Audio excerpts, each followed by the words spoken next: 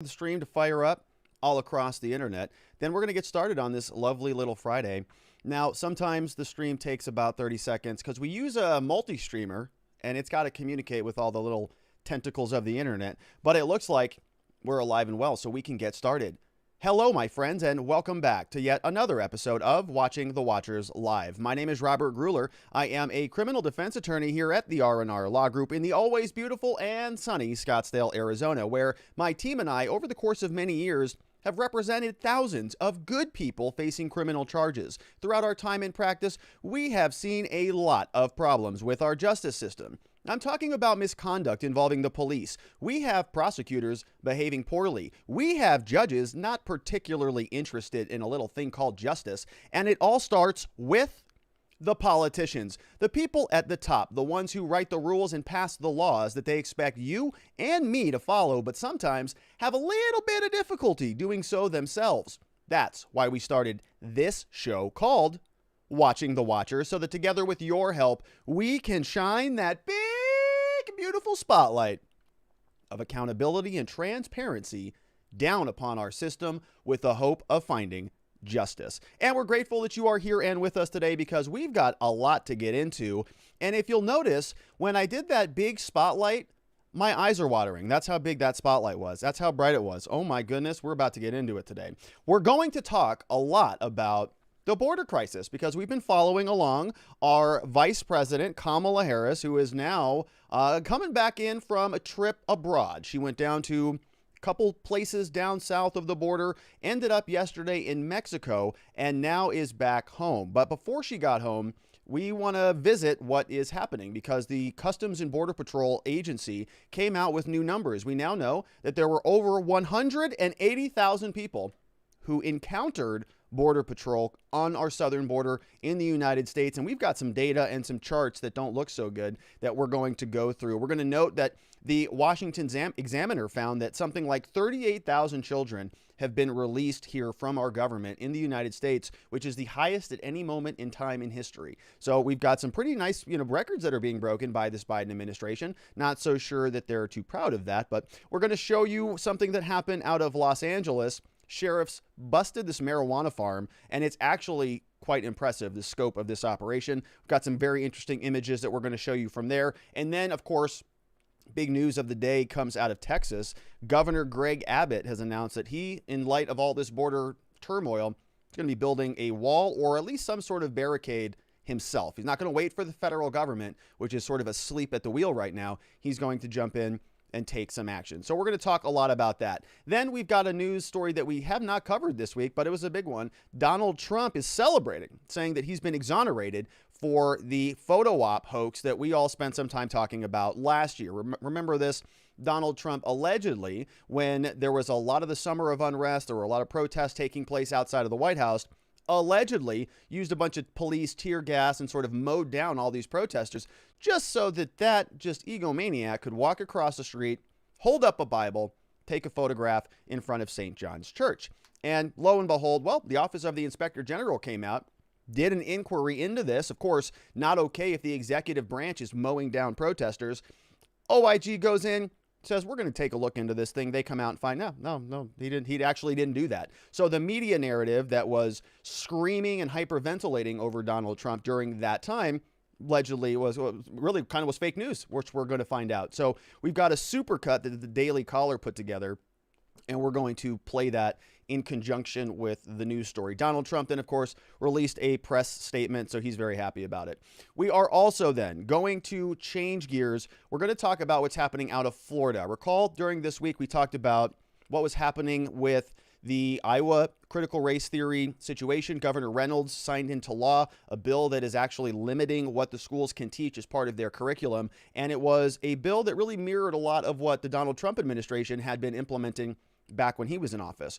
And so now what's happening is Florida is kind of modeling that to some degree. They passed a new bill, or a new rule, I should say, with the school board that is going to be helping to craft some of what critical race theory looks like there, or I should say doesn't look like because they're going to be putting some pretty strong limitations on it. Then there is a video that is going around, somewhat viral, of a woman, a mother, who is going and speaking in front of one of these school board meetings. And she shares a quick 1-minute story about the dangers of Marxism. This woman actually immigrated from Marxist China. She talks about a lot of the same things that we're seeing here. She said, hey, I already saw that happen back then under the Maoist regime, and it didn't work out so hot for us. That's why I left. That's why I'm here. And I have a lot of concerns that it's happening in our country. And so very, very powerful statement, 60 seconds. She just condenses it and boom, it hits home. So we're going to show you that. And then, of course, there is a lot of congressional hearings that are taking place all over all over our Capitol Hill. A lot of talking going on over there. And we're going to share with you some more of the talking that was taking place. Senator Tom Cotton was asking Defense Secretary Lloyd Austin about some of this critical race theory stuff that seems to be seeping into the military. Yesterday, we talked about this seeping into academia, where Dr. Moss said that many of us, white folks, have this malignant parasitic condition, which I'm still trying to deal with. It's all over me, but I have to, guess that maybe some of this pervasive ideology is extending into other areas. And so Senator Tom Cotton, of course, is concerned that it may be going into the military, and he's got a line of questioning where he's sharing with us some of the military's own concerns, right? Tom Cotton doesn't have concerns about it necessarily, but he is receiving statements from other people in the military that do, being forced to be, in these same trainings that we're hearing a lot about, sort of segregating people based on their race, their skin color, their sexual orientation, and making that the basis of their humanity. So we have a lot to get into. Oh boy, do we ever. And I want you to be a part of the show. The way that you can do that is by going over to watchingthewatchers.locals.com, where we have a live chat that's taking place right now. And so if you want to ask a question, leave a comment, or lob a criticism, that is the place to do that at watchingthewatchers.locals.com. We also have a lot of cool stuff that's happening. So tomorrow we have our law enforcement interaction training, which is taking place. It is for free if you are a member of watchingthewatchers.locals.com. And it's going to be fun. We're going to be talking about how to deal with officers if they are on the side of the road, if they are at your home, or if you have been taken into custody, if you're under interrogation. And we're going to be talking about this new rule that I'm going to try to work out a little bit tomorrow with you and see how it sits. It's going to be called the 2-3 rule. And it is the 2 questions that you have to answer and the 3 responses for any other question that is not one of those 2. So you see how that works? 2 questions that they ask you, you got to respond to. Anything else, we're going to give you the 3 tools to respond to any other question that's not one of those first 2. So we're going to be doing that tomorrow. I want to invite you to come in and check that out. Watchingthewatchers.locals.com takes place at 12 noon Eastern, 9 a.m. Pacific. So it's going to be early. We're going to get it out of the way and then get back to our weekend. So go check that out. If you are not able to make it, no problem. We're going to record it. I'm going to put it up available for your purchase later at Gumroad. With the description is down in my description box. The link is down in the description box below, so check that out. And we also have links to other channels down there. I have a crypto channel talking a lot about some of the economic fallout that's coming as a result of this massive inflation. Maybe other alternative competing sound currencies are good solutions, but of course, that's not financial advice or legal advice, but you can go check that channel out if you want, as well as our R&R Law Group Arizona channel down there. Okay, so enough of that. We have some news to get into, and we're going to do it right now. So let's get started.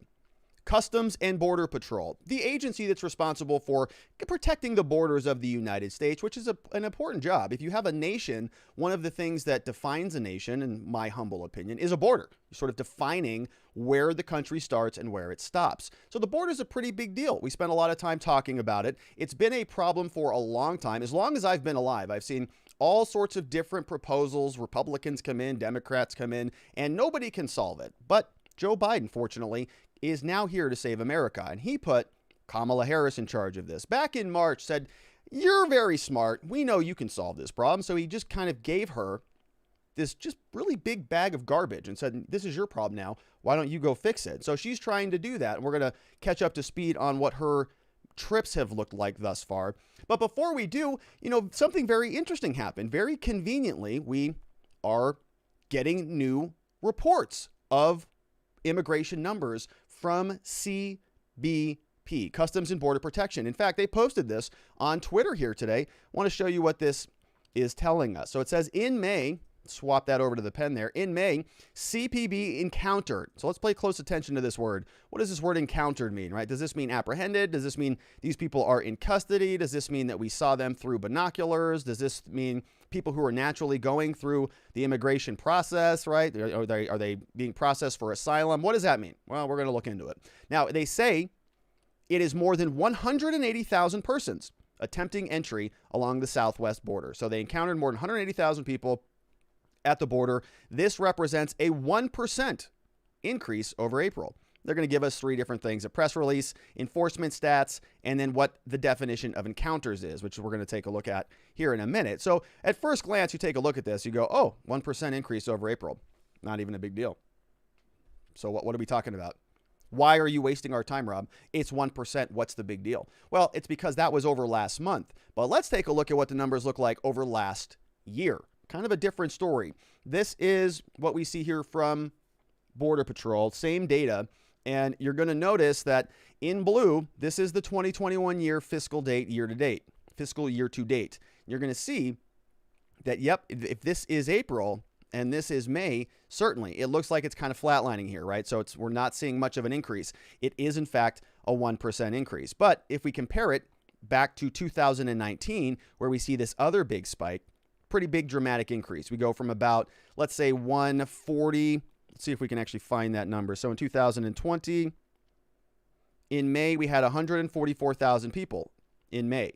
This year, we have 180,000, right? So it's a dramatic increase over 2019. And you can see that it's really out of alignment with some of the other years. So 2020, of course, we've all sort of written that off as an aberration just because people are just not, it was COVID. Everything was lost that year. And so in 2019, that's kind of the next closest variable. Another close year you might say would be 2018, which would be down here. And so those numbers are way down. So what we're seeing is a major spike, right? There's no question about it. The numbers are showing you that. And there was something else I wanted to point out. If you just look at the total numbers in general, right, what we're going to see here is right now the total for the entire year for 2021, this number right here is 929,868 people. Okay, but we're missing 4 months for the rest of the fiscal year. Where's June? Where's July? Where's August? Where's September? Now, if you notice that, even though we had a big spike here in May of 2019, right, that was 144,000 people, the highest month that year. The total for the entire year, because we saw major dips, major pullbacks here, and a major dip here, right? There's only one major spike here. And so if you sort of measure this difference, it is really, really significant. In 2019, we only had just under 1 million encounters, right? And remember that they're defining this as encounters here. This is not anything that, we're going to find what the definition is, but just keep that in mind. We're talking about encounters. So in 2019, then we get 1 million. And in 2021, in May, we have 4 months left. We're already at 1 million, right? Or already at just about 70,000 shy of 1 million. So the numbers are very, very high. And you'll notice also that it's a little bit different because we had a big spike in May. And if you're somebody from Arizona, you know why this is, because May's a nice month. It's pretty nice to kind of get out there and be outside. But in June and July and August, it is basically like the seventh circle of hell. It's kind of awful. We always ask ourselves, what the heck are we doing living here? This is sort of an insult to mankind that we would be so arrogant to think that we could survive in 120-degree boiling, scalding hot weather. All right, but I'm not mad about it. It is something that is part of just life, I guess. But the point here is that people are not traveling during these times typically because it's just too damn hot. In June, July, and August, it literally gets 120 degrees in some parts of the desert, which means you die out there. So it's not good. I've had heat exhaustion many times in my life. It's not a good thing. Back when I was doing construction. So I want to show you now what I certainly expect to happen. There will probably be a similar downtrend, right? Like we see, because it's just going to be too hot. And so now we know in May, if we just sort of follow the trend back through the years, we can say, let's follow the same pattern in 2018, back in May, sort of a peak, and then it dipped down in 2018. Really, the only aberration here would be 2020, right? We already know why that is. 2020 is just a written off year. But we also know after about May in 2019, we also saw a drop. So presumably you can expect that we're going to see a similar drop this year in 2021. And what does that mean? That means that everything that Kamala Harris did is working, isn't it? It's all going to be working here soon. You're going to see CNN come out here. Oh, wow, the June numbers came out. You know, in May, it was a 1% increase, but Kamala Harris hadn't made her trips yet. Now that she has, we're seeing a pretty nice decline there.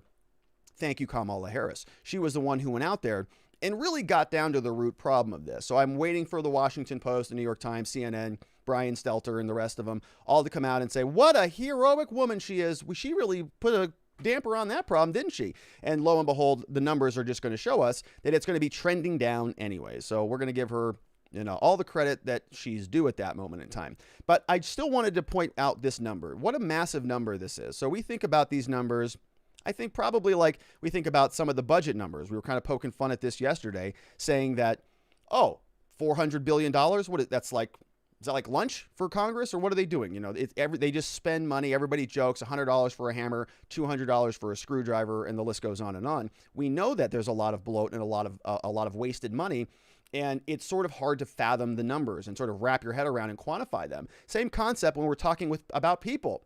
Okay, we're talking about 1 million people. It's a lot of people, but have you ever seen 1 million people? I mean, it's sort of maybe in, you know, on some pictures from the March on Washington or something like that. But it's really hard for the average person to sort of fathom what that is. You know, when you go to a sports stadium, it could be 20,000 people at a small venue. It could be 70,000 people at a huge venue. You know, you could go to a golf event here. Sometimes 100,000 or 1 million people may work their way through over 4 or 5 days. But it's still hard to quantify. And what we're looking at here are just numbers. And this one says 929,000 people. Right? And we know that from Border Patrol in May, they said 180,000 people came in. So let's see if we can quantify that. Let's see if we can sort of put that in terms that we can all understand, just so we can measure this in a way that resembles something that we can relate to. Now, we are seeing here what is a 747, okay, from British Airways. Big, big, big plane. One of the biggest commercial jet airliners that we have in operation. And you'll notice that if you've ever flown this, you know, you fly this over to Europe, and it's a big one. It's got this double decker here, and inside it is big, right? We got, looks like this one is sort of seated 3 here, 3 here, 4 in the middle. I've seen them, I think, 2s and 2. I think I've seen them 2, 5 and 2, and 3, 4 and 3 like we see here. So it's a big aircraft, right? So now imagine this, all sorts filled with people. We have 180,000 people. And a plane like this can fit 416 people if you have 3 classes in there. That was the number I found. And so it's 432 planes in 1 month. 432 planes filled with people landing every month. So if you divide that by 30 days, that's 14 planes every day just landing, okay, of people just coming into the country. And this is not commentary on those people. I know that's the first thing that people say when you start going down this road. Oh, well, you're a racist. You know, those are people who need our help in America and all that. I get all of that. Love that. If people want to be a part of this country, I want to facilitate that in a way that makes sense, not in a way that encourages people to pick up their families and drag them across the scalding desert, subjecting themselves to abusive coyotes, rape, assault, kidnapping, Lord knows what else, if not outright death. So it's a horrendous thing that we're doing. I think it's a humanitarian crisis, absolutely. And it's being caused on the back of our governmental policy. And it's 432 747s every month, 14 planes every day, just dropping people off. Right? And the country has to deal with that. And so what are we going to do? Well, let's see. Let's dig into the report, though, before we see what Kamala is doing. CPB says that it announces its operational update. So they give us the number. This is from U.S. Customs and Border Patrol Protection. It says that they encountered 180,034 people attempting entry along the southwest border. Okay, this represents a 1% increase. Single adults continue to make up the majority of these encounters. In May, CPB expelled 112,000 individuals. CPP continues to expel single adults and family units that are encountered pursuant to CDC guidance. 62% of all result in expulsion. Okay, so a lot of those people are, in fact, going back. Encounters along the border of unaccompanied children and single minors from countries dropped again by 23%, which is great, but it's still 10,000 encounters. 10,000 unaccompanied children and single minors. 10,000. Okay? Massive. That was compared with 13,000 in April. So yeah, it's great. It's a 23% drop, but there's still 10,000 kids coming across the border. Encounters of family units also dropped by 31%, down to 22,000. The large number of expulsions during the pandemic has contributed, they say, to the larger than usual number of non-citizens making multiple border crossing attempts, right? And means total encounters somewhat overstate the unique individuals arriving at the border. So it's sort of like multiple attempts. So it's like the difference between, all right, so 38% of encounters in May were individuals who had at least one prior encounter in the previous 12 months, compared to an average 1 year. Okay. Now it says life-saving rescues. So smuggling organizations are abandoning migrants in remote and dangerous areas, leading to a dramatic rise in the number of rescues. So in May 2021, 7,000 rescues nationwide. They've rescued 35% more individuals in 2021 than all of fiscal year 2020. So we're not even through the full fiscal year yet. We got 4 months left on their data. They're already conducting more rescues than they did in the entirety of 2020. And it's because these smugglers are just saying, no, you're just gone. You're out. You're out on your own. Sorry. Why is that? Part of their argument is that, no, it's because that we were throwing everybody out during the pandemic, which is a very convenient way of sort of retroactively assigning blame to the prior administration. Oh, no. We're seeing all of these people come because Trump was responsible for throwing them out, so they're coming back now. That's why we have a surge. It doesn't have anything to do with Joe Biden and Kamala Harris saying and changing policy to incentivize people to come. That's been confirmed by multiple people that are the actual leaders in the South countries, in the Southern countries. Migrant protocol protections. Let's see here. January, Department of Homeland Security suspended new enrollments into Migrant Protection Protocols program, which returned certain non-citizens to Mexico pending removal. Shortly thereafter, then, Biden issued executive order directing the secretary to consider a phased strategy for the safe and orderly entry into the United States, consistent with public safety and health. Then on February 19th, they began processing into the United States those previously enrolled. They worked with partners, blah, blah, blah, 10,000 enrolled. June 1, after completing, Senate Secretary Mayorkas finally terminated the program. Yeah, right. And those are the changes that we're talking about. Unaccompanied children in custody. So what this is saying, folks, is that there was a program in place. On January, they suspended new enrollments, made some changes. Mayorkas, formally terminated the program. They're working for an orderly entry into the United States, consistent with public health and safety. Got it. All right. So unaccompanied children in custody. The average daily number of children in custody has decreased significantly to 640 in May from 2,895 in April, which is great. The average daily number of children.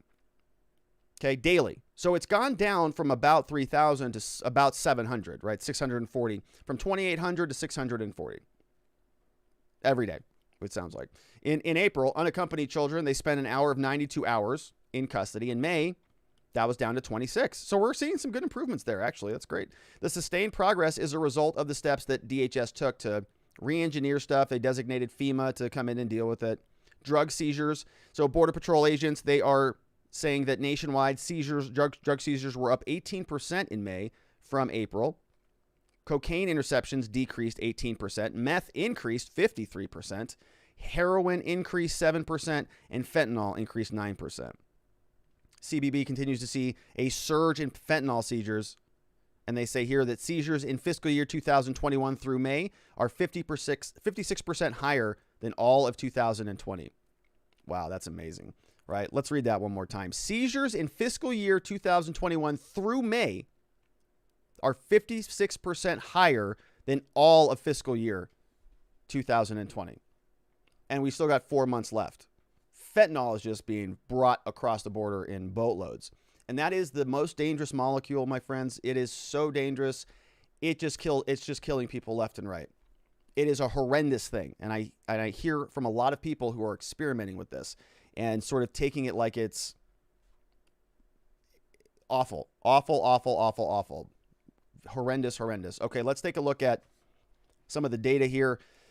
Again, we knew what the numbers are. So May, if we take a look over here, it is 180,000 people came across versus almost 977,000 that came across in 2019. So we have May 2021 versus May 2019. It's about 35,000 more people. And you can see what this looks like on this chart, right? Single adults. Let's just break this down by demographic here. So fiscal year 2021, the adults, very high relative to all of the other years. Why would that be, right?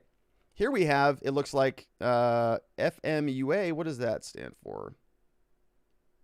We got minors over here, kind of roughly around the same numbers. These are all about the same. We have a big spike in 2020 for FMUA, but I don't know what number I don't know what that signifies. But you can see here, we have a big spike this year, absolutely. So we'll see what happens. Now, this is how they're defining these encounters. Remember, I mentioned, what does that mean? What does encounters mean? Well, here are the 4 categories. So we have accompanied minors. It's individuals in a family unit. That's what that word means. FMUA. So FMUA. So that would be individuals in a family unit. Then we have single adults, and then we have unaccompanied children. So in 2019, we had people in a family unit coming through heavily. Then in 2020, we have single adults. So that's interesting. I wonder why that changed. All right, so then we go ahead further, and we're going to just see some more graphics here. But you see that there are really 2 agencies that are responsible for checking this stuff out. Border Patrol, and then we have the Office of Field Operations, and so they're sort of breaking down their numbers. Border Patrol down 0.1%, but OFO is up 55%. So you look at numbers like that, why is that? All right, so a lot of numbers, a little bit kind of, grading a little bit, but the point is a lot of people are coming across, and it is sort of significantly higher than the prior numbers, but it's not just 1 month. It looks like it's sort of plateauing across April and May, and so we'll be very curious to see what the June numbers look like. Now, as we know, the Washington Examiner is confirming for us that more than 38,000 children who cross the border alone are released into the U.S. And so it is, it's about the kids. Think about the children, as they say. Last year, or early on during Trump's presidency, this is all we heard about. Kids in cages. Remember, kids in cages, kids in cages. Everybody was losing their minds over this stuff. So let's talk about the children. It's been a year, or been a couple of years. Let's see. More than 38,000 children who migrated to the U.S. from countries they came across the southern border. Without a parent, they've been released throughout the country since Joe Biden took office. So I didn't do the 747 analysis on that one, but it's a lot. It's a lot of 747s. The figure represents the highest number of migrant children to be discharged from government custody at any point in U.S. history. We're having a lot of historical things happening, right? Yesterday we talked about inflation. We talked about the Federal Reserve balance sheet. We're getting to historical levels across a couple different things here. Same with migrant children now. Children began showing up at the border in high numbers in late February, weeks after the Biden administration chose to stop turning away unaccompanied children. You're kidding. So you're telling me that if they say we're not going to turn away unaccompanied children, that more unaccompanied children show up? That's shocking. All children had been barred from entering the U.S. following a CDC rule.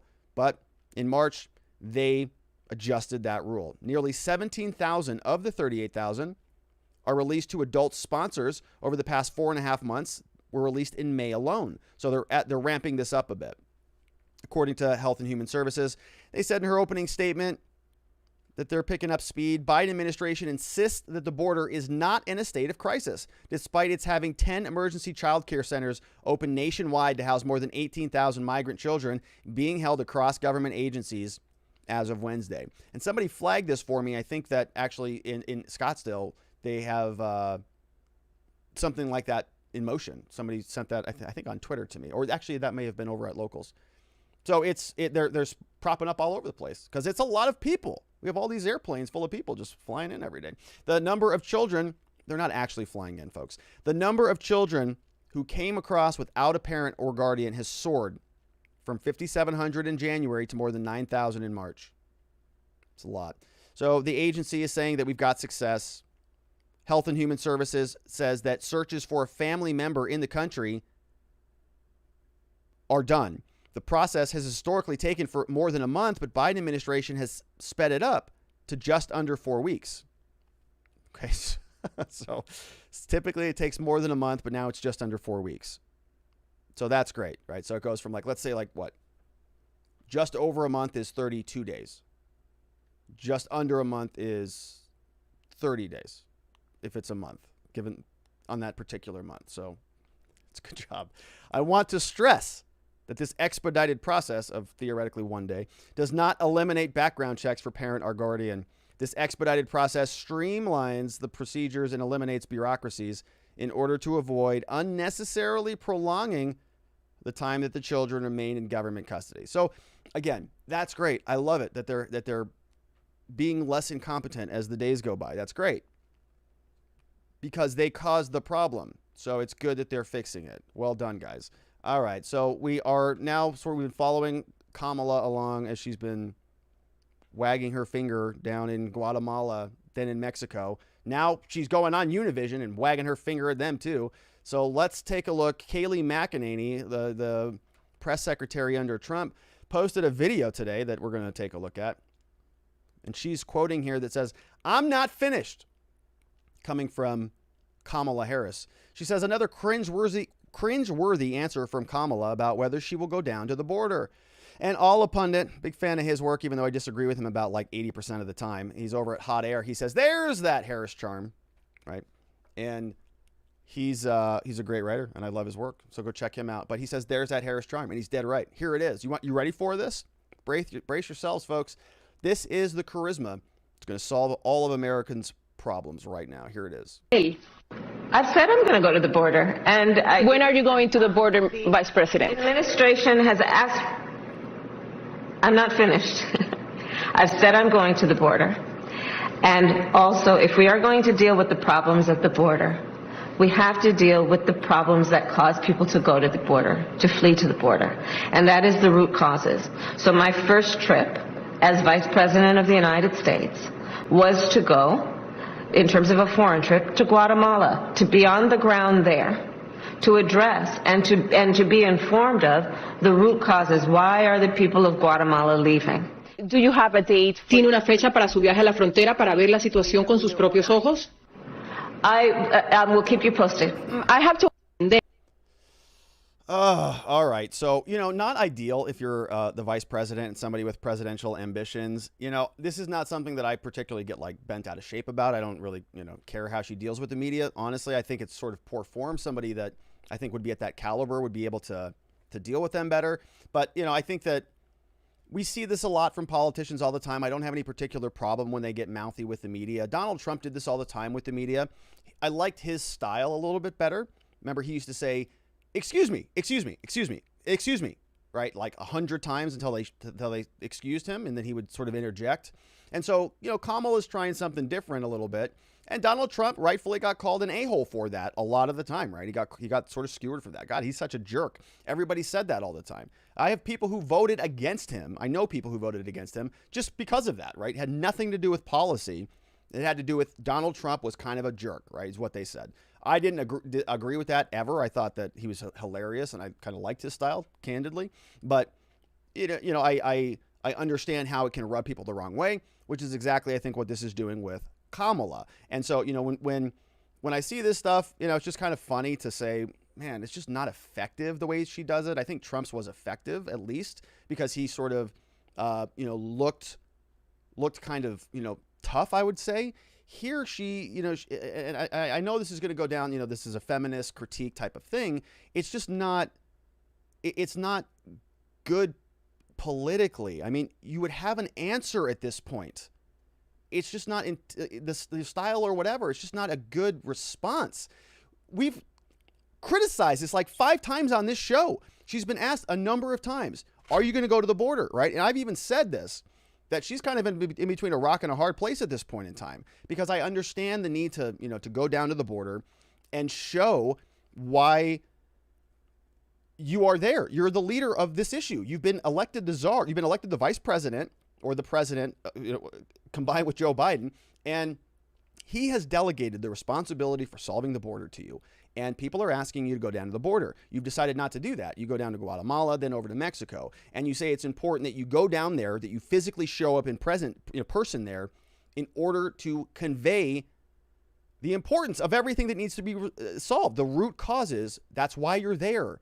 So people want you to pay that same respect down at the American border. If you're going to go down there to Guatemala and show them that courtesy, why don't you show our own Border Patrol that courtesy?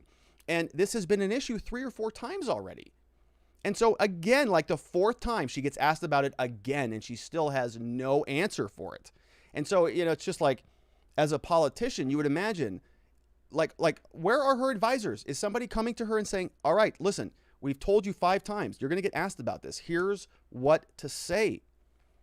And again, it's not even really about the I'm not finished or whatever she said. I'm not finished yet. And remember, she did this back during the debates with Donald Trump. It was a weird thing. She said, I'm speaking. Excuse me. I'm speaking. It was her version of the excuse me, but she's just not good at it. And she's using it in a way that's just like, give them a date already. Just, yes, on June 7th, I'll be there. Or, July 7th, whatever. All right. So anyways, enough about Kamala. Gosh. All right. Anyways, so now that the whole thing is well underway, she's down there trying to fix the border. We have new information that there was a marijuana bust that is just massive. And I can't wait to show you these pictures because they're wild. The Los Angeles County Sheriff's Department uncovered the largest drug bust in its history on Tuesday. They say that the cartels are to blame. So the Los Angeles Sheriff's Department, they seized tens of millions of dollars worth of illegal marijuana growing in dozens of greenhouses in Southern California. Now, California, marijuana is legal over there as it is here in Arizona. And so you might be asking yourselves, well, why are they seizing all of this stuff? Because there are still rules about growing it, and it's still illegal federally. So 23 people were arrested in a massive raid across Antelope Valley, 70 miles north of Los Angeles. They are currently bulldozing now multiple illegal growing sites this week. Recreational marijuana became legal in California in 2018, but it opened up a black market for Mexican drug cartels. So Tuesday's bust follows residents complaining to local authorities about illegal growing operations, stealing the area's water supply. Said Sheriff Villanueva during a news conference. The largest bust yesterday was a 10-acre plot housing more than 70 greenhouses with an estimated probably $50 million worth of marijuana. I think there's a missing word there.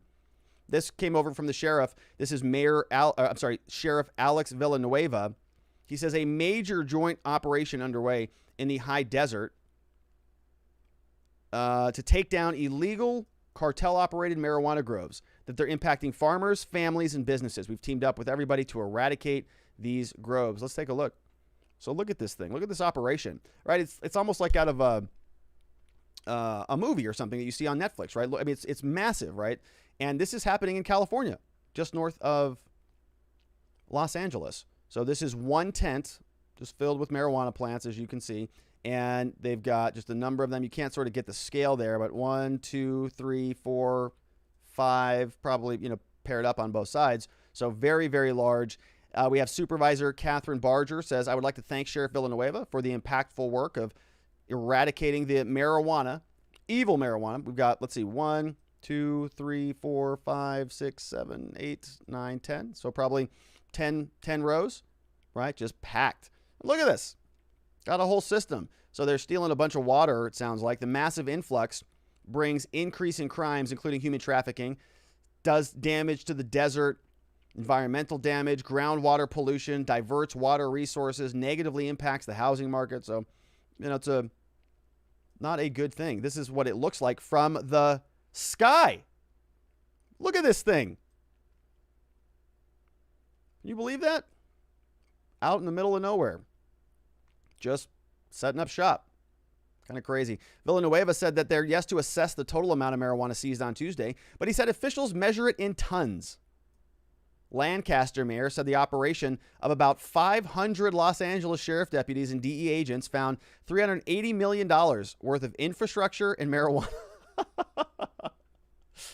Oh my goodness. The sheriff said some of the grow operations had unspecified cartels operating the sites and stealing millions of gallons of water from the arid region, currently experiencing an extreme drought.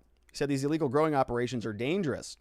We're 300 miles away from the border, they said. We have one of the largest illegal drug operations happening in the backyard in the high deserts of Los Angeles, said Congressman Mike Garcia. It's crazy. Local officials urged Biden to secure the border. contribute the necessary funding for police as cartels run wildly on either side. President Biden's disastrous policies, according to Zero Hedge, are chipping away at America's law and order, and securing the border needs to happen before it's too late. So, woo, that's a lot. 380 million right in California. You know, I think there was that one, I think, Netflix series like Narcos or something where they built all of that on a bunch of cartel land down in Mexico, I believe it was, but this is in California. All right.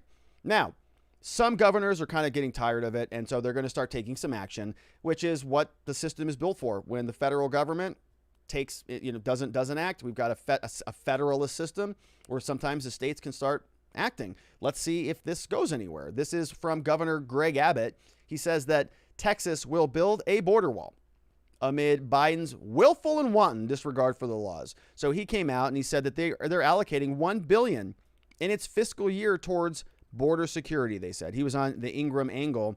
They talked about that. So he's joining the program for the border near Del Rio. Said he's had enough of the White House's willful disregard for the border. He says, to make a fine point on it, we have to build a border wall. I've been down here talking to people at the Rio Grande Valley. They're being way overrun.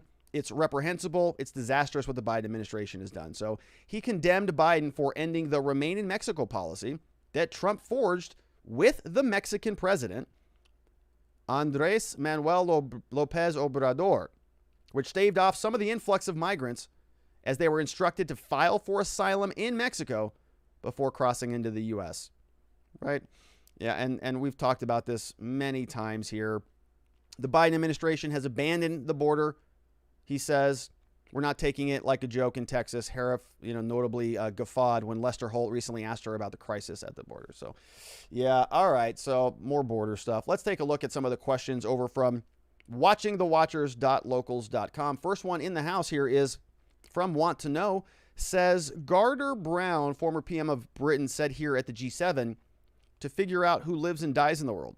Yes, it's an important meeting, but needs to be decided. I couldn't believe he came out and said this on camera on an interview.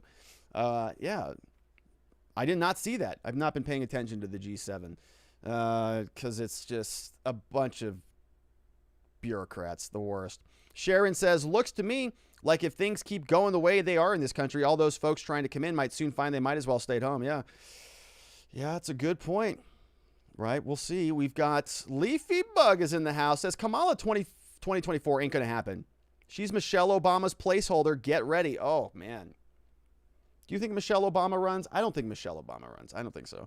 I think Kamala runs. I don't know how. I mean, honestly, like the Republicans, they've got a pretty strong field.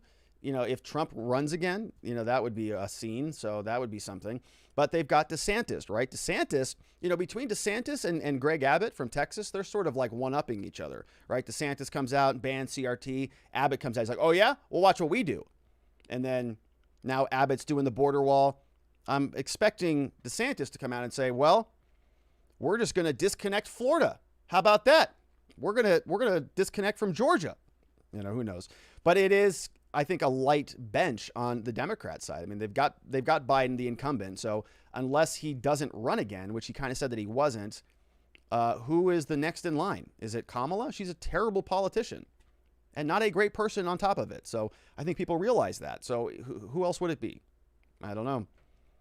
Empty bench there. LT13 says she thinks she sounds like a powerful woman, but it really makes her sound like a blank. Her I'm speaking like she did to Pence is two nails down a chalkboard. It's irritating and rude. It is, right?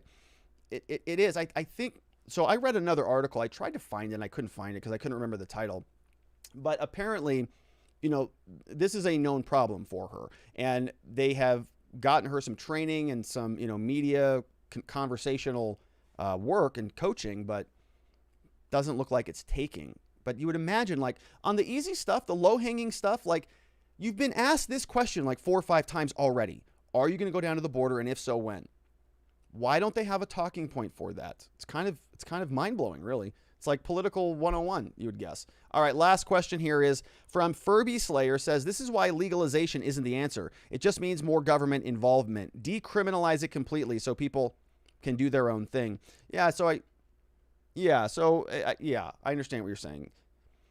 I think what Furby's saying is that if you start to sort of like incrementally, legalize marijuana, what you're doing then is slapping a bunch of government regulations and taxes and putting it in, marijuana stores, and this person can sell it, this person can buy it, got to have that card or this card. I think what Furby's saying, just deregulate it, decriminalize it, don't have any laws about it, period. Just like if you want to go pick an orange off the tree in your backyard, nobody cares about that. Same thing here, right? Not a bad approach. I think it's something that is heavily overly criminalized. I like where the trend is going, at least as it comes to criminal law. All right, so thank you for those questions. Those all came over from watchingthewatchers.locals.com. We appreciate your support over there. There's a lot of good stuff that you can get, a free copy of my book. We have monthly locals meetups. We have a law enforcement interaction training that we're doing tomorrow. So if you catch that, that'd be great. But we have other channels as well down in our description below, crypto channel, as well as an R&R law group channel. So be sure to check those out, and we appreciate all your support. All right, so we're going to change gears now, and we've got to talk about some fake news, don't we? Yes, we do. So let's get into it. St. John's Church. It was the epicenter of a news story, or some would say a fake news story, that was capturing a lot of people's attention all last year during the summer of unrest. In fact, you may remember the very photo yourself. It looks like this. Remember Donald Trump here standing outside of St. John's Parish House, and we see the sign behind him. He had just walked across the street from the White House, and he's holding up a Bible. And if you recall the context of this photograph, there was a lot of unrest taking place all around the country. George Floyd had passed away, was now factually killed by Derek Chauvin, according to the jurors in that trial. And everybody around the country had something to say about a lot of what we were seeing. And I'm talking about the pandemic. I'm talking about the unrest. I'm talking about the racial debates that we've been having for some time. And there was a moment when there was some unrest taking place outside of the White House. Something happened. There was some protests that broke out. Apparently, tear gas was fired. And the media ran with the narrative that Donald Trump ordered law enforcement to remove the protesters from the scene so that he could go and walk across the street and take this photograph. Specifically for that. They said he removed them for a photo op. They talked about this a lot. In fact, we have a supercut. Let's take a quick look at this. This comes over from the Daily Caller. A look back at how the cable news went all in on the debunked narrative that the President Trump gassed peaceful protesters in a photo op. This is the supercut over from the Daily Caller. If the White House president and his team had to do it all over again, would you have gassed and pummeled protesters to clear the park so the president could have a photo op? Is on Washington, where peaceful protesters, we have to stress that, peaceful protesters outside the White House were tear gassed and pushed away, so it appears that the president could have a photo op. Just yesterday, as Alex notes, we saw protesters, peaceful protesters, pushed back so that President Trump could have that photo op in front of St. John's Episcopal Church. Up next, the president and his photo op.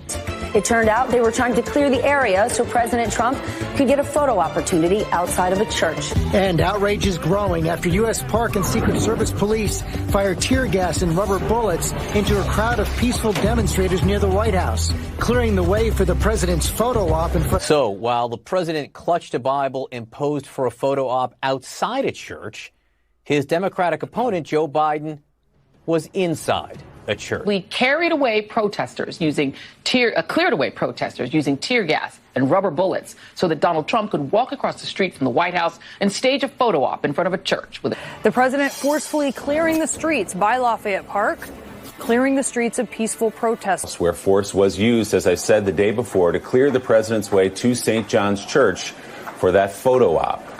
The president wanted this photo op, and he wanted to disperse that crowd. A large crowd of peaceful protesters cleared out of the park across from the White House so the president could go pose for a photo. Why did the police, why were they ordered to move on protesters at that moment? Obviously, the president wanted a photo op. And it was President Trump sending a message that he feels good about today, looking at these images. He wanted to show that he could move Americans physically out of the way to do this photo op. Just one day after peaceful protesters were gassed, so he could stage a photo op in front of St. John's Church. Any circumstance to violate the constitutional rights of their fellow citizens, much less to provide a bizarre photo op for the elected commander-in-chief. Wow. So major props to the Daily Caller for assembling that. My goodness, make sure you give them some love, a nice follow for that, because that is a lot. And I think they got everybody, right? All of them are on that list, and they all were regurgitating the same narrative, one after the other, that Trump ordered the removal of the peaceful protesters so that he could have a photo op, right? Well, let's get the elements down. Trump made an order in order to go get the photograph that he wanted, right? So now that's a big deal. That's a big claim. And of course, if you have an executive of a country who is doing that, who is sort of taking the law into his own hands and eliminating peaceful protesters, people who have a constitutional right to be there, that's a pretty big problem. And so certainly you would want to investigate that. And certainly you would want to make sure that this investigation is done by a party that is not biased, that is not conflicted. And so you would send it to somebody called the Inspector General, somebody who's a little bit removed. That's exactly what happened, in fact. And they drafted a report that we're going to go through now and see what they conclude. Because remember what we heard from Jake Tapper and Anderson Cooper and Brian Stelter and Don Lemon and all of them about what Trump did. And remember, this was right in the middle of the election, right in the middle of Trump versus Biden. Any narrative that they can latch onto that's going to further the ends of their political candidate, their favored ideologue, then they're going to take that and run with it. Then they're going to turn around, though, and tell us that this is all fact, that this all actually happened. No report came out. They had no evidence or no real anything to latch their teeth into that would justify the reporting that they passed down to the rest of us. But now we have the real facts. Do you think any one of them is going to give us a correction on their stories? Let's take a look, though, at what the report itself says. The review of the U.S. Park Police actions at Lafayette Park, written by the Office of the Inspector General. Created Wednesday, June 9th. Report was on Tuesday, June 8th. They say here, at the request of then Secretary, U.S. Department of the Interior, and members of Congress, we reviewed the actions of the Park Police and what they did to disperse protesters around Lafayette Park on June 1. Our review, okay, June 1, remember Floyd died right around that time. I think it was May 29th. Our review focused on events that occurred in and around the park from May 29th through June 3rd. Amid the ongoing Black Lives Matter protests, we sought to describe what occurred primarily from an operational perspective, including how and when the U.S. police, in coordination with partners, developed and executed its plan to clear the park and the USPP's reasons for dispersing the protesters in the area, okay? What was the plan to clear the area, and what was the reason for the plan? What was the reason? They said it was so Trump could go get a photo op. We also sought to determine whether the warnings that they provided to the protesters complied with guidance. We did not review, as part of this project, individual uses of force. Okay, so they say protests began around May 29th. From 30th to 31, at least 49 officers were injured. Okay, 49 officers were injured. I think that's sort of on par with the Capitol Hill police, wasn't it? 100 officers over there? So maybe the Capitol Hill were double that. I don't know. I don't recall, but a lot of officers. On the morning of June 1, Secret Service procured anti-scale fencing to establish a secure perimeter around Lafayette Park that was to be delivered and installed the same day. U.S. Park Police, in coordination with the Secret Service, determined that it was necessary to clear the protesters from the area in and around the park to allow them to install the fence. So they planned to implement the operation as soon as the fencing materials and sufficient law enforcement officers arrived at the park. 6 other law enforcement agencies assisted. Operation began at 6:23, completed by 6:50. Shortly thereafter, Trump walked from the White House through Lafayette Park to St. John's Church. At 7:30 p.m., the contractor began assembling and installing the anti-scale fence and completed the work by 12:30. We found that the U.S. Park Police, according to the Office of the Inspector General, had the authority and the discretion to clear the park on June 1. The evidence we obtained did not support a finding that they cleared the park to allow the president to survey the damage and walk to St. John's Church. Did not support a finding that the reason they did so was to allow the president to do what he did.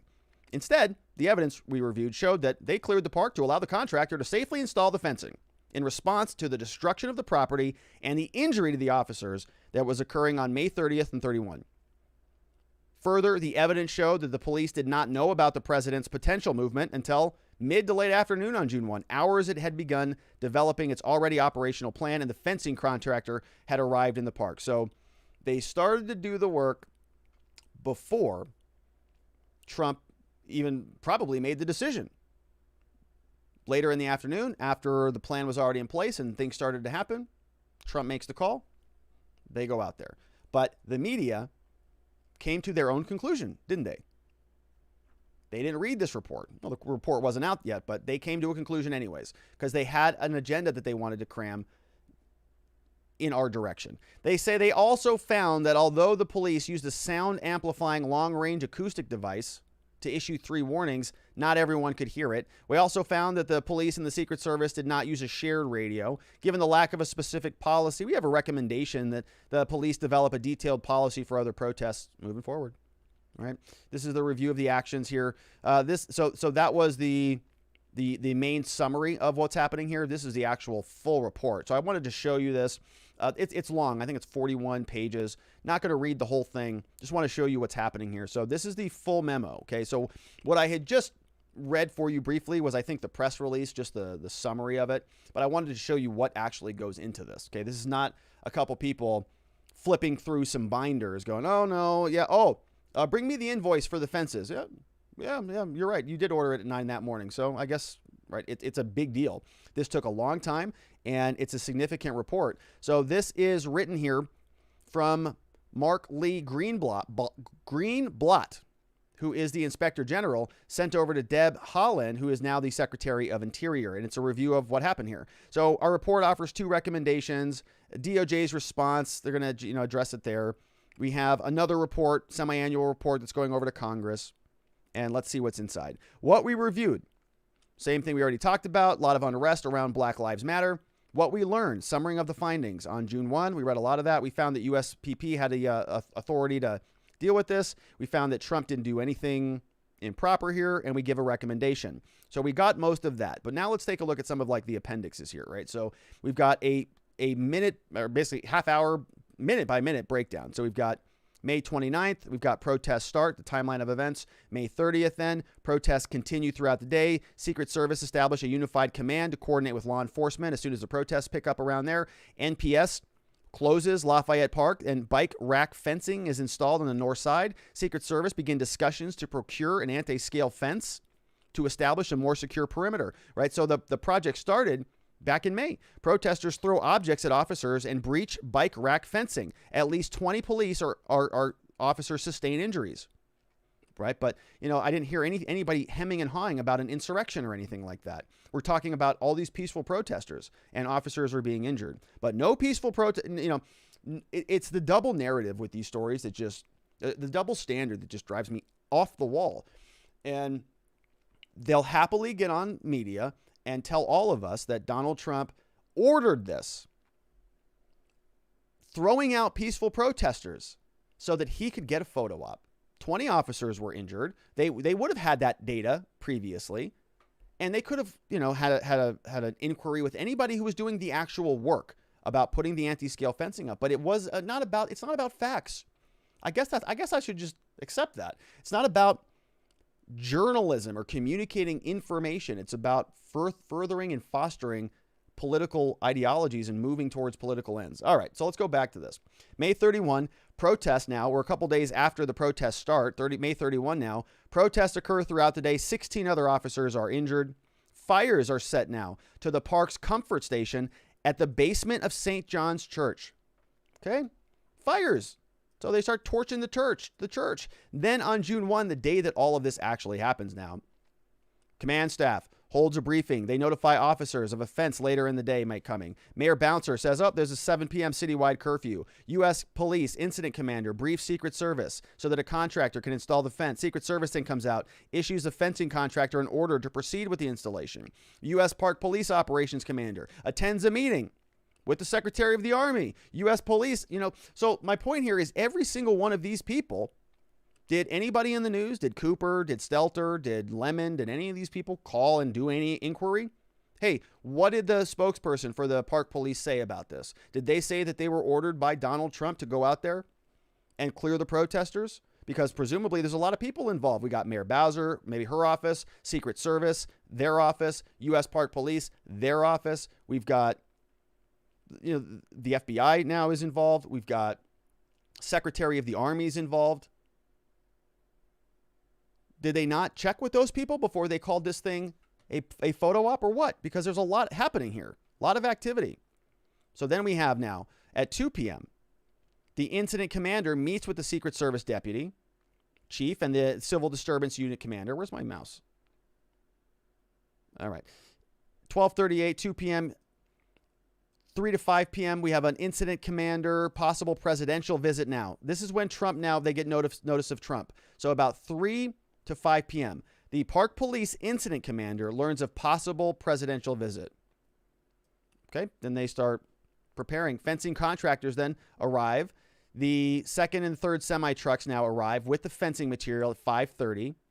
Attorney General Barr visits Lafayette Park, right? He was there. Secret Service deploys at 6:16, 6:23. Incident commander starts the first dispersal warning. So Bill Barr was there. Let's see. And then Trump comes around here at 7:01 p.m., right? Trump begins his speech at 6:43 in the Rose Garden. Incident commander issues a second dispersal warning. At 6:28, now 2 minutes after that, a third dispersal warning. Then at 6:28, civil disturbance unit deploys onto the street. Before the third dispersal warning is complete, U.S. Park Police and its law enforcement begin clearing Lafayette Park at 6:30. President Trump starts speaking at 6:43. Lafayette Park has been cleared at 6:50. 7:01, Trump departs. 7:09, gets to St. John's Church. 7:18, back at the White House. 7:30, contractors begin installing the anti-scale fence, right? So it was all, so in other words, the fencing and all of that stuff was already being done. Trump went out sort of layered with that, in conjunction, simultaneous to that. Did not ask for the clearing of the protesters for the photo op. All of the other agencies, Secret Service, U.S. Park Police, the Attorney General was there. Many people were involved in this, but that's not how the media framed it. What does Donald Trump have to say about it? Of course, he's out there. This is his statement. He says, now that I have been totally exonerated on the Mueller witch hunt with the charge of no collusion, I have wondered if a fake investigation is illegally started based on information provided and paid for by the DNC. Okay, we're not going to read the rest of that. This week, I have been totally exonerated by the Inspector General of clearing the park and totally exonerated by Congress from the White House lawyer Don McGahn during the impeachment process. It says the radical left is destroying the country. Okay, so let's take some questions now over from watchingthewatchers.locals.com. We got Todd Trout is in the house. What's up, Todd? Says it's easier to fool a person than to convince them that they've been fooled. Mark Twain. These are the times that we live in. Yeah, I know. It really does feel like that. It's easier to fool a person than to convince them that they've been fooled. But I mean, with the media, it's like, don't you see it? Can't you just see? I guess not. Leafy Bug is in the house, says, I can't believe that the media would lie to us. Can you believe that? I know.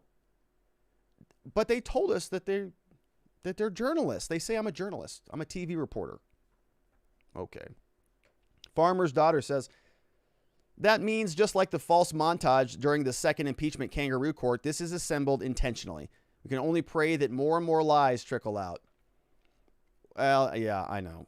I agree with you on that. Sharon says, I wonder what will happen if anybody spreads lies about this, like about Uncle Joe's. Well, no, because the media are on their side. You know, they're on the same, they're rowing the same direction. So they love to support each other. We have Kenny 1B here says, some states banning CRT and others is not setting up an environment for an eventual breakup of the U.S., if not worse. Civil war in 10 to 20 years from now. Supreme Court needs to jump in and settle the issue now. Well, the Supreme Court's not... Oh, I see what you're saying. Going to talk about the CRT issue. They're going to, yeah. We're going to see that, I would imagine, soon. Because there's going to be a lot of issues that are bubbling up. We're seeing now, in the next segment, we're going to talk about CRT. So we'll save that for that.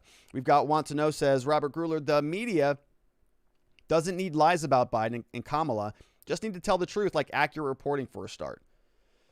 Yeah, that would be nice. Definitely. But they don't do that. And I'm not real sure.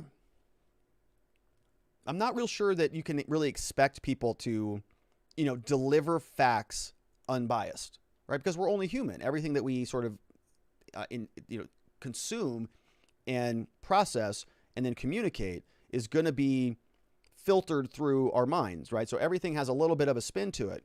My issue with, and I understand that, and I understand that people make mistakes. And when I sort of scold the media, I say, hey, hey, Dingle, you also kind of are, on YouTube all the time, and you're making videos. And so, how would you feel if you applied your standard, the one that you're applying to the media, to yourself? And I would say, well, I think I would feel pretty okay about it, because I've never come out here and sort of implied or done so intentionally. If I have, I apologize, to sort of say that I am the arbiter of truth, or that I have a conclusion that you need to accept. I've hopefully never said that. I've offered my opinion and pointed out a lot of problems with things.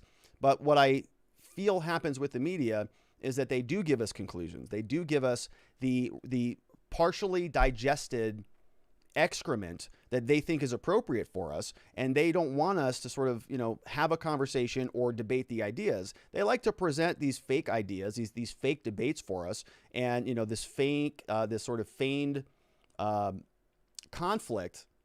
But both sides were sort of arguing over, we're kind of chasing our own tail on a lot of these issues. So when Anderson Cooper, Brian Stelter, anybody comes out and says that what they are telling you is journalism, or it's a TV reporter just communicating the facts to you, I think that is just disingenuous. And that's why I think there's this sort of double standard that exists. They come out, we've done the research, we know that Trump did this, we're going to scream it from the rooftops every day, right in the middle of an election, when our viewership is at all-time highs. We know exactly what we're doing. It's not at all about journalism or the truth. It's about moving a political ideology forward. And it worked. So why would they stop doing it? Cove Queen 043, what's up, Cove? Says, is there any recourse Trump has against the reckless misreporting these news outlets continue to do throughout his time in office? No, I really don't think so. The press is given a lot of leeway, a lot of protection here under our Constitution, for good reason, right? I'm a free speech ultra mega advocate, and I think that is very important. I think that, unfortunately, the real recourse here is that, the people just sort of have to start unplugging from the news sources. Donald Trump could file a lawsuit. He's a public figure. He's the president, to prove that there's some sort of actual malice there across the board. I'm not sure that any court would grant him any sort of victory. In situations like this, the real recourse here is at the ballot box, right? It's about, voting with your vote. It's about voting with your dollars and who you support. And it's about voting, it's sort of creating communities that you want to be a part of. And that's about it, and I think this is happening, candidly. I know a lot of people are a little bit more pessimistic on this topic, but I really do think it's happening. You're seeing this mass exodus over from places like the New York Times to subscription models like Substack, right? Barry Weiss left, Glenn Greenwald left. There's some other people that I follow, and they're all having a lot of success. People are sick of the copy and paste journalism. They're sick of that montage where every single person just tells them the same 2-minute soundbite over and over and over again. They want a little bit of analysis. I think people are forgiving when you are wrong and you're sort of, exploring ideas in public and you make some mistakes or some missteps, but you're trying to be open and have an honest dialogue about these things. I think I think there's a real big market for that. And I encourage a lot of people in my life, hey, if you've got an opinion, you should start a channel. Get out there and start talking about these things and, communicating who you are in an authentic way, because that is really what I think people are appreciating these days. Less so than what you see from the major news media. And you can see that being reflected in their numbers. The numbers are falling across the board because if they don't have a folly, if they don't have Donald Trump to beat up on every day, their commentary is largely uninteresting, quite frankly, in my opinion. Now, Leafy Bug says, in the court of public opinion, the corporate media should be presumed to be lying and need to prove beyond a reasonable doubt that they are reporting truthfully if they are to be believed. Yeah, that would be a major transition from our current jurisprudence, no doubt about that. We've got Kareem165 says, this is why Russian citizens do not believe what is happening with Navalny, because it is coming from the U.S. media, whom have lost their credibility. Oh, so I didn't realize that. So Russian citizens don't believe what's happening with Navalny, huh? I wonder what that means. I'm curious as to what specifically you're referencing there. So Navalny is sort of the opposition leader to Putin, who's over there apparently meeting with Biden maybe next week. And Navalny is sort of this, anti-corruption, free speech, democratic person. And he's been, put through the ringer as far as I know about the story, been put through the ringer as basically a political opponent, and then incarcerated at the second worst prison ever in Russia. And so it sounds like the Russians now are not believing the U.S. reporting on that situation, which they shouldn't, because the U.S. media is terrible. All right, John Hallgreen is here. It says, which of the 4 agreements have you found the most challenging? Your existence system is on target, FYI. Oh, thanks, John. I appreciate that, my friend. So the 4 agreements. Oh my gosh. Well, I think the first one is be impeccable with your word, and I think that is probably the most important. But I don't think I actually have the most trouble with that one. I think I do a fairly good job with that. I try to do that. That's a lot of work. I would say that the biggest one, the hardest one, is don't take anything personally. It's like that one's hard. I take a lot of things personally. Still, I try not to. But I do, I want people to like me, and I want to do good in the world, and I want to, be a good person and all of these things. And sometimes I just, my feelings get hurt a little bit. Sometimes I take stuff personally, but I have to recognize that, it's like the 4 agreements say, 99.99999% of the time, it's not about me. It has nothing to do with me. It's about that person. Right. So if they're acting in a way that makes me feel affronted, it's not about me. It's about them, right? They're just sort of they're acting a certain way. And so what I have learned is, if you are impeccable with your word, and you're always trying to do the right thing and follow those 4 agreements, then suddenly you have a better shot at not taking things personally when they pop up. Doesn't mean I'm perfect at that, right? I take a lot of stuff personally, but I try to work it out, and I have a better shot at doing so when I am following the 4 agreements. Such a good book, my friends, such a good book. It's right in the Existence Systems, which is available at Gumroad, by the way. And it's also available if you don't want to buy the course. Well, listen, if you're at, sometimes I've been known to give that course away at our community events. So you may want to check out our law enforcement interaction training next week, or tomorrow. My gosh, it's tomorrow. And thank you for that, John. Really appreciate that. Glad you're getting some use out of it. I think it's changed my life. And again, the Existence Systems, you don't have to do it exactly. It's the whole point of it is it's modular. It's a template. You take it, you make it your own, and you use it. And for me, it's been a game changer. So appreciate that. If you want to check that out, that's over at watchingthewatchers.locals.com. So you can find that over there. All right. And we've got one final segment of the day. Critical race theory is being battled around the country. Earlier this week, we talked about Iowa Governor Reynolds, who signed into law a new bill that really prohibits certain concepts from being taught in Iowa schools as part of their curriculum. Now we're hearing that Florida is doing the same thing. In fact, the Florida Board of Education, they adopted a rule in Florida that bans critical race theory. So we're going to take a look at what's happening here. Governor Ron DeSantis from Florida also gave us a little bit more information about kind of how this rule works. So we're going to talk about that. Then in this segment, we're also going to hear from a woman who is somebody who escaped from China and actually came over to this country to flee some of the same concerns that we're dealing with right now. I'm talking about critical race theory, which many people sort of know and recognize as something that evolved from a Marxist ideology. Back then, talking about things like class, right? The capitalist, the bourgeois, and the proletariat. And then we have now sort of a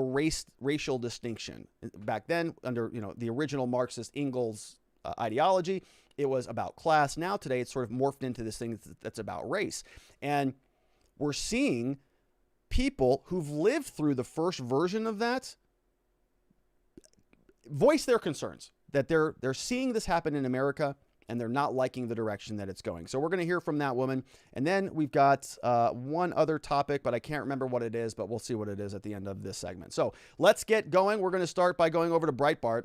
They give us some background here. They're going to show us what the rule actually says. So the Florida Board of Education, it approved a proposal on Thursday, which outlines the teaching of American history. banning critical race theory from being taught in classrooms across the state. So while the rule did not specifically mention critical race theory, which is the same thing, we saw that in Iowa as well, that they're not actually using that word. They're saying, though, that it is preventing teachers from trying to, quote, indoctrinate or persuade students to a particular point of view, right? And so we sort of talk about this in the law. We've talked about some limitations on free speech, and the government can place these things called time, manner, and place restrictions. So you can't protest with a bullhorn outside somebody's private residence at 2 a.m, for example, right? That might be a violation of a local noise ordinance. And the courts have said, well, that noise ordinance is okay because it's just a time, place, and manner restriction on your speech. If you want to get a permit for that, that's fine. Go get a permit and protest over here in this free speech zone. So we have some little areas that we can, maneuver free speech around a little bit. And here, what we're talking about is issues that may be popping up under the free speech guise as this is working its way through the courts. So in this case, they're talking about not limiting a particular point of view, which sort of mirrors what we're talking about under First Amendment, right? So I mentioned the time, place, and manner restrictions. Those are okay. But if the government came back out and said, we're going to put a restriction on you that says you can't talk about a certain type of content, that would not be allowed. Okay, that's a content-based restriction. Now that's burdening your freedom of speech because it's saying that you have to say a certain thing or you can't say a certain thing, because it's a content-based prohibition versus a time, place, and manner prohibition.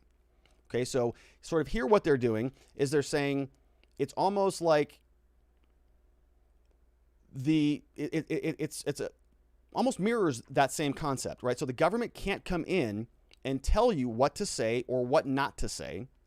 Here, they're saying schools also can't tell you what to say or persuade students what to say or what not to say, right? They can't indoctrinate or persuade them to a particular point of view, but maybe they could communicate about multiple different points of view and then allow the student to figure it out for themselves. Let's read what the rule says. Again, this was written over by Kyle Morris. The rule states, instruction on the required topics must be factual and objective and may not suppress or distort significant historical events such as the Holocaust, and may not define American history as something other than the creation of a new nation based on largely universal principles stated in the Declaration of Independence. Wow. Okay. Sounds kind of content-y, doesn't it? Let's see what else it says. The new language was offered in an amendment by board member Tom Grady during Thursday's meeting held downtown Florida. DeSantis attended the Tuesday meeting where he said Florida's education system must implement fact over narrative, describing the teaching of critical race theory as outrageous. Some of this stuff, he says, I think is really toxic. He said to the school board, I think it's going to cause a lot of divisions. Yeah, I think it'll cause people to think of themselves more as a member of a particular race based on skin color rather than based on the content of their character and based on their hard work or what they're trying to accomplish in life. Last month, he blasted critical race theory, saying it is based on historical falsehoods. He says it teaches people to view that as the most basic characteristic. And obviously, if you're certain races, Caucasian, whatnot, they view you in that negative fashion. That is not something that's appropriate for schools. He says it's based on historical falsehoods. For example, some of these people have said the American Revolution was fought because they wanted to preserve slavery. Really? In Lexington and Concord, that's what they were fighting about? Did they say that, really? DeSantis also stated that it would be offensive to have taxpayers fund teaching kids to hate their country and to hate each other. Yeah, I mean, that's really, that's what it feels like to me. All right, so he posted this here on Twitter to give us some background on what's going on here. It says Florida's education system exists to create opportunity for children. Critical race theory teaches our kids to hate each other. It is state-sanctioned racism has no place in Florida. So here's what this law says, 6A 1.094124. And again, right, this is being posted by the governor. So keep that lens on. What the amendment does, it teaches students how to think, not what to think, which is a good concept. Fosters an environment where they can think critically and for themselves. Right now, if you put on your critical race theory hat for a minute, not that I agree with it, but let's just put our hat on for a minute, whatever that looks like. Now it says, they would make the argument that they are doing this, right? That by communicating about their, oppressor victim ideology, this concept of systemic racism, that racism is built into our environment. It's not just personal. It's actually built into the things that we do. That's kind of what the concept of CRT is all about. So they would say that they are encouraging students to think critically by educating them about the horrors of the white man. Now it all right. So so they would say, no, well, that also applies to us. Now this one, I think they fail. Not what to think. They want you to think that. They're not asking your opinion on this, right? They're not saying, well, hey, Johnny, do you think that there is systemic racism? Yes or no? And what are your pros and cons for that? It's really not, from what we have been seeing, it's not about that. Because the conversation, the rebuttal has always been, it's actually not even a question, really. It's really more about, if you do not accept the underlying premise that there is systemic racism and that there is a concept of white privilege that exists in our society, if you disagree with that premise, it's only because of your very own white privilege and your white supremacy. So you see how circular that is? So you can't even have a conversation about it. If you are a college student and you say, yes, but professor, but I object, they say, no, that's because you're white and you're a racist and you have white privilege. So, and you go, oh, so I guess I can't express a contrarian perspective here? You can, if you're a racist. You go, I'm not a racist, so I guess I'll just sit here and shut up and work my way through the schools and hope that you don't get damaged and come out a Marxist on the other end. Now, this also says it protects students from being influenced or indoctrinated to think a certain way, right? And so their response was going to be, it's just the opposite of that. They're going to say that the white people are indoctrinating them into systemic white supremacy or systemic racism. He also says it ensures students receive classroom instruction that is factual and objective, helps guarantee teachers serve as facilitators of classroom discussion without making students feel pressured to think a certain way, and provides a well-rounded world-class education that exposes students to multiple viewpoints and perspectives on a litany of topics. So, this is obviously a problem. I think that critical race theory is actual racism that is masquerading as, education. So I guess that's, again, you know why I'm not allowed to say that, because obviously I'm white. I've tried to get rid of this malignant parasitic condition, but it's hard. I think I'm stuck with it. So I'm very curious to see how the courts are going to deal with this, because you're going to see the same response from the CRT people, from the ACLU, when they start filing lawsuits. They're going to say, this is viewpoint discrimination. They're going to say that I have the ability to communicate within the confines of my contract or whatever, and this is discriminatory. It's a violation of equal protection. Those lawsuits are coming, and we're going to have to see what the Supreme Court does about it, because they're going to have some good claims there. If schools are, this is why on these issues, I think that the choice conversation is the better answer here. Rather than having the state dictate how the state deals with education for everybody, you just go with choice. If they want to be a CRT school, they can do that, right? And we just give the students a certain amount of money. If we're going to go that route and say, you pick wherever you want to go, and you just see how the market decides, rather than a one size fits all solution. Because let's put our hats on the other on the other side of this thing. Okay, what if a governor came out like Ron DeSantis and passed a law with a legislature that said, we're going to teach critical race theory in every single school across our state, right? You rightfully flip out for good reason, because it's actual racism, in my opinion. But the point here is, I think blanket policies, I'm just not a huge fan of that. I don't really like the government telling us what to do either way. And I have a huge problem with critical race theory, but I just don't know that the solution are these blanket mandates. It's probably not a popular perspective, because this stuff is so reprehensible that it feels like this is the only thing that can be done. You've got academia, you've got all the teachers' unions, everybody's in lockstep with this concept. You have clinical doctors, people who are on the board at New York and San Francisco, who are writing legitimate articles now that are being published in health periodicals that say that we are malignant, I'm a white person, a malignant parasite. I have this condition that exists in me. This guy's a psychologist or psychiatrist who's probably counseled many, many white people throughout his days, and who knows what kind of damage he has done to them. So now if you're somebody who's going, well, you know, Rob, I kind of do like the free market system, and I don't like one-size-fits-all government bureaucracy programs and government mandates like education, but I don't know what else to do. My kid needs to go to school, and these teachers are telling him that he's a racist oppressor, and what am I supposed to do about that? This is the only alternative. And this is kind of where this is going, my friends. You know, if you read the literature and you listen to the people who are really behind it, the cultural Marxists, they are the accelerationists. They want to create more of this division. They want to see hard lines drawn in the sand so that society starts duking it out with each other. And we are going that direction very quickly. And where's it going to go? Where's it going to take us? Well, let's listen in. We've got a nice warning here from a woman who has escaped communism, the Marxist nightmare that existed over in China back during the 70s before they started modernizing a bit and really sort of taking some of the good parts of capitalism and smashing it into their economy. Anyways, let's take a look at this woman. So we've seen a lot of these images or these videos of people going in front of the boards out, just tired of it. I've had enough of it. And we're going to start communicating and make our voices heard. And I absolutely love this. I mean, this makes me so happy that people are doing this, because I think that locally is where it starts. I'm on a local board in Scottsdale doing my part. I encourage people to get involved in your local government, because this is where you can make a change. You can make a difference. You can get in front of these people and scream at them, right? Kamala Harris is never going to watch this video. She should, but she's not. But the people local in local government, I have some representation there. I have a closer one-to-one relationship with the people that we can do business with in making the government that we want to live in. So I love that this is happening, and this woman comes and she tells it beautiful. Let's watch this. What's going on in our school? You are now teaching. Let's start over again.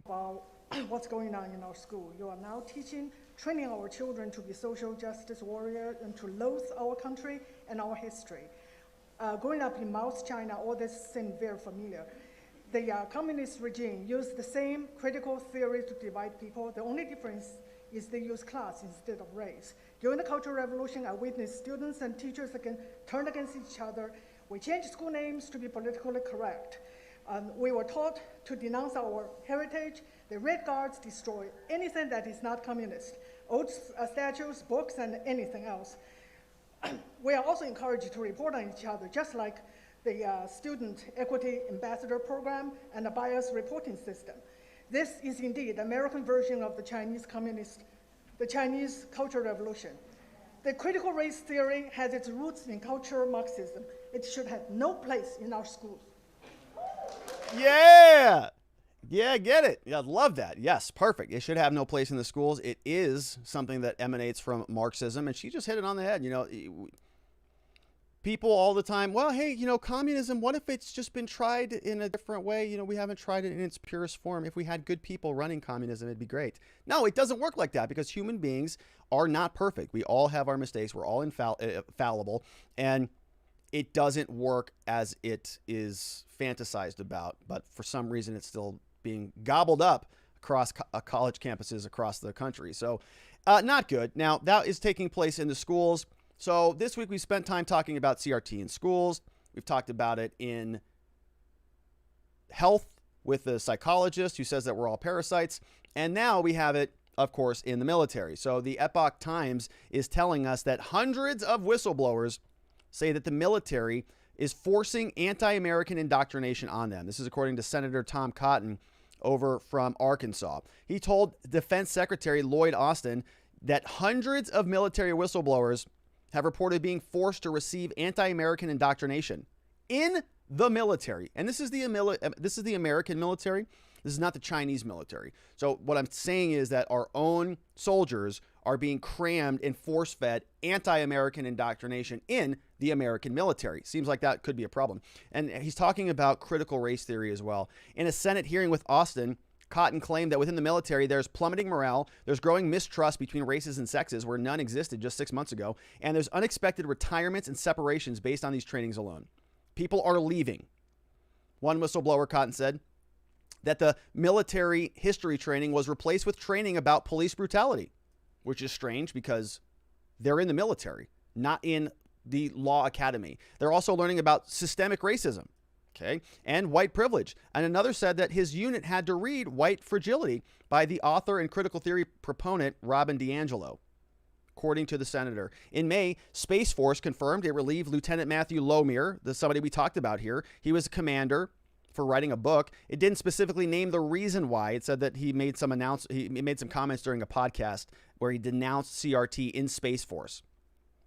Now, according to the Epoch Times, CRT, which draws heavily upon Marxist critical theory and postmodernist writers, denounces the U.S. and Western culture as oppressive, often claims that American culture and institutions are promoting systemic racism or white supremacy. Some critics have said the ideology's proponents apply the Marxist tactic of class struggle to drive people along the lines of gender, race, ethnicity, rather than the proletariat and the bourgeoisie.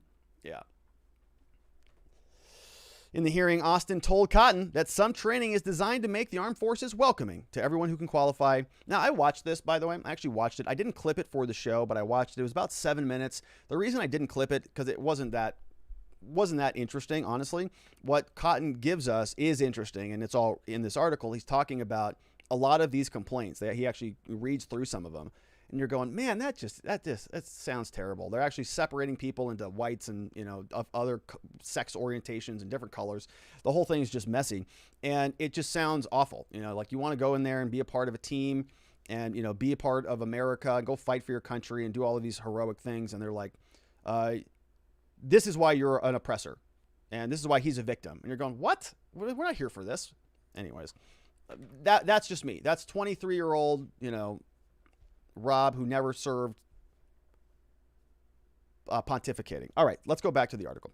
The Epoch Times says, in the article, he said, we're welcoming to everybody who wants to come. Cotton suggested that the military is attempting to foster diversity and says that is incorrect. He says, it's about a very specific kind of anti-American indoctrination that is seeping into some parts of our military. Based on the complaints that we've received. He said, the military for decades has been one of the institutions in our society where you are most likely to get ahead based on your own performance, your own merit, irrespective of the color of your skin and where you came from, who your parents were. Austin agreed with the sentiment. He said, I absolutely agree with that. I am an example of that. Austin went on to state that the military needs to be better, absolutely inclusive, and promote equity.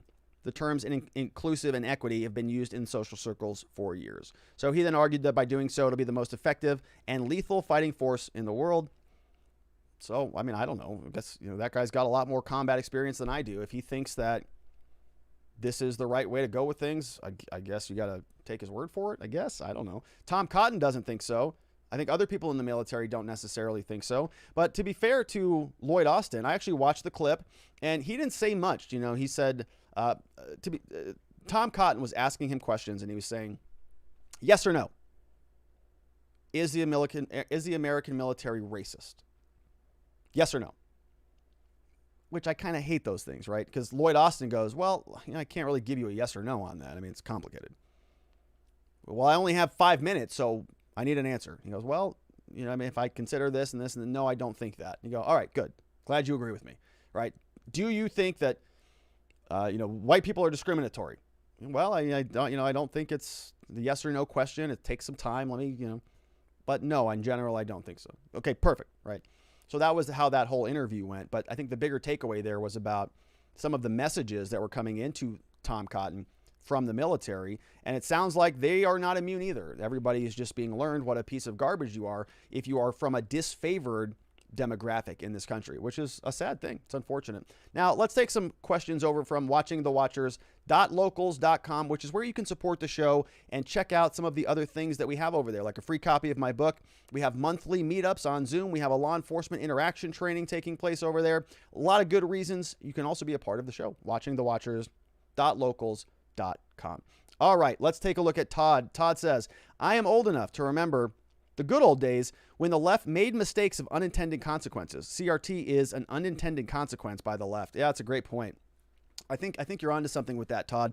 I think that right now they are of the disposition that this is a big win. That they've got a lot of momentum. Everybody's behind this. This is going to foster and nurture sort of the next line of little good Democrats and commies that are going to be, running things when they retire and ride off into the sunset.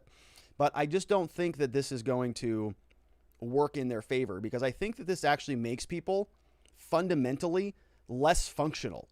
I mean, candidly, if you wake up every day thinking that you live in a world where you're the victim, you're being oppressed everywhere you go, you are just not as effective as a person, just in general, right? You're not going to do as well in anything that you do, because everything that you're looking for, you're going to find yourself being the oppressor. And people do this anyways, regardless of their skin color. I mean, you know these people in your life, right? They wake up, everything that happens in their life is a problem caused by somebody else. Traffic's bad, that broke, somebody wasn't on time, some guy cut me off, that boss, boss was a jerk.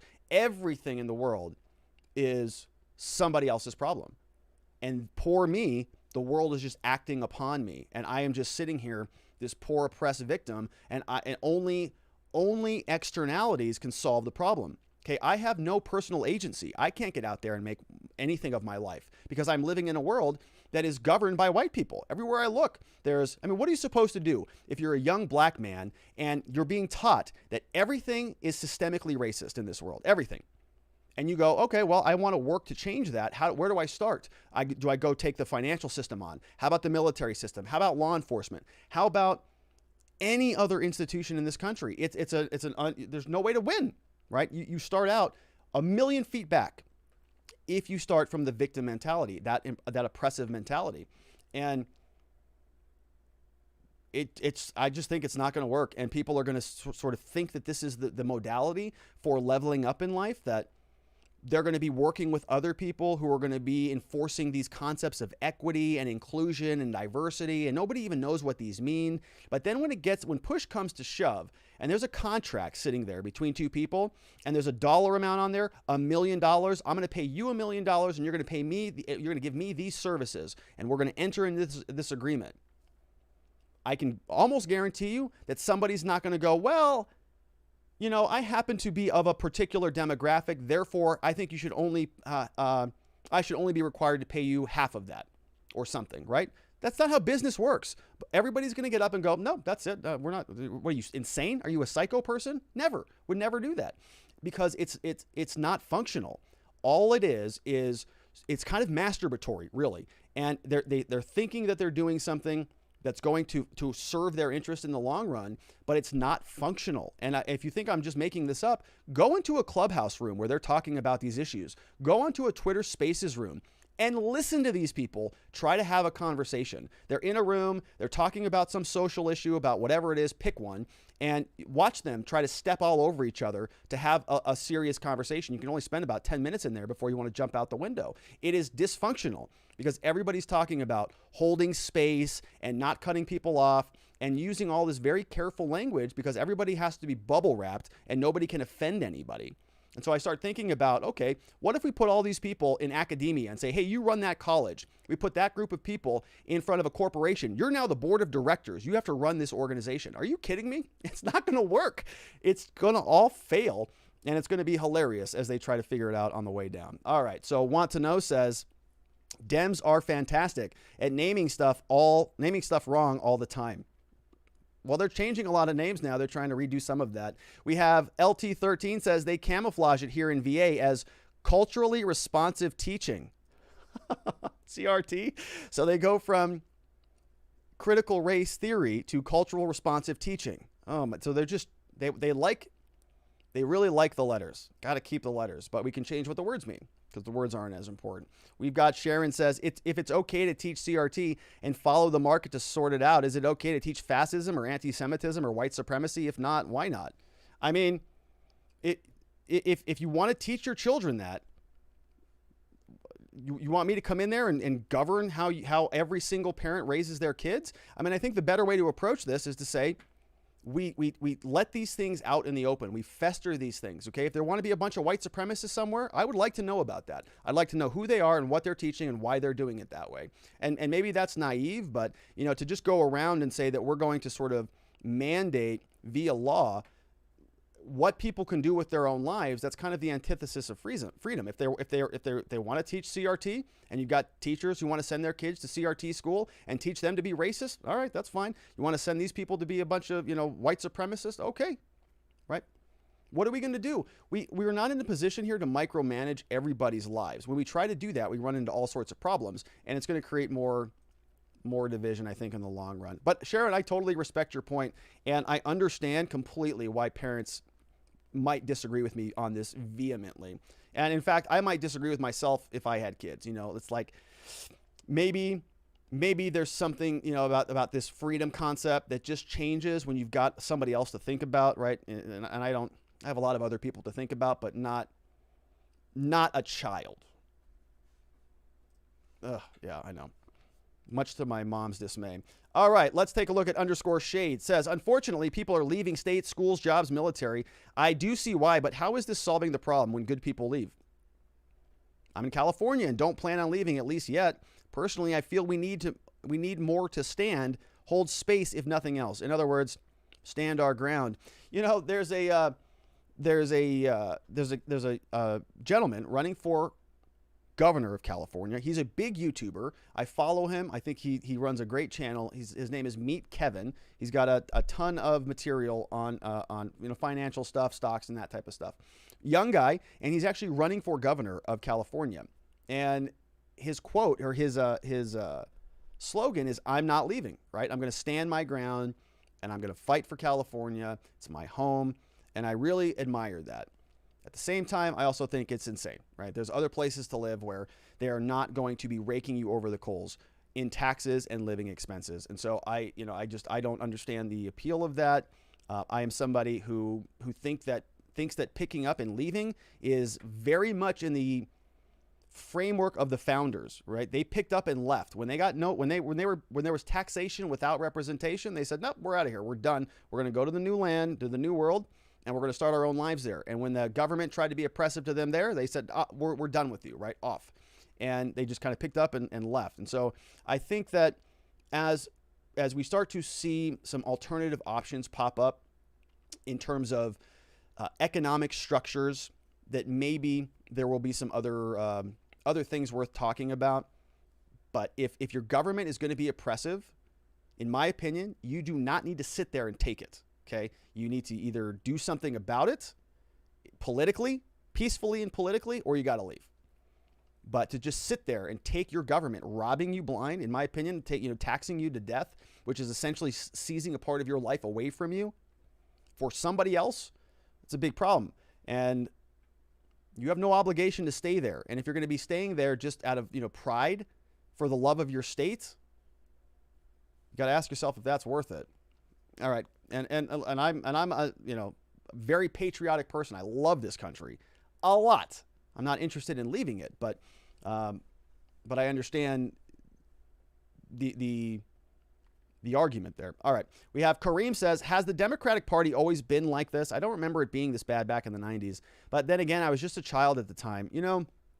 I was also sort of a child in the 90s, and somebody put it, I forget who I was listening to that sort of summarized it for me, but I noticed a change as well, and I think the change sort of started to happen, I would say maybe back during the Obama years, where sort of pre-Obama, and I'm not blaming Obama for this. I'm not saying that Obama was the cause of this transition. I just think this happened during his years, and he was there for 8 years, so it was a big transition.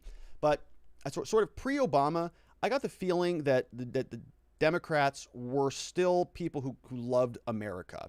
They still liked the country. Bill Clinton, even Hillary Clinton, for all her faults, right? She's still kind of an American. I think that if I don't actually believe this, but I'm saying in terms of popular culture, right? What America sort of sees as the Democratic Party. If I had to stereotype and generalize them, pre-Obama, I would say that I sort of felt like they still liked the country. We all liked America. We all agreed with America. We thought it was a great country, and we just wanted to see it do well. We just had a little bit of a difference of opinion on how to do it, right? Republicans were low taxes, small government. Democrats were more social services, a little bit higher taxes, but we all want a booming economy. We all want, nice homes for our kids, and everybody wants to be happy and healthy and free.